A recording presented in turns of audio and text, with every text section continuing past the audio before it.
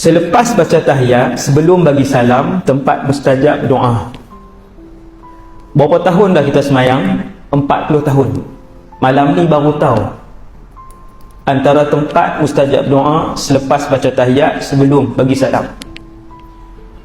Kalaulah selama 40 tahun ini kita mengkhususkan selepas tahiyat sebelum bagi salam itu satu doa, insya-Allah sudah lama Allah makbulkan doa yang dibacakan oleh Rasulullah sallallahu alaihi wasallam dalam tiap-tiap kali solat selepas tahiyat sebelum bagi salam, iaitu Allahumma inni a'udzubika min adzabi jahannam wa min adzabil qabri wa min fitnatil mahya wal mamat wa min syarri fitnatil masihid dajjal.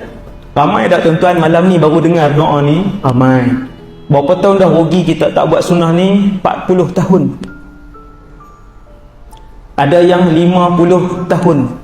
Tuan-tuan mohon dengan Allah, ya Allah, jadikanlah aku di kalangan yang setiap kali aku mendengar kebaikan dan sunnah untuk mudah aku mengamalkannya di dalam kehidupanku.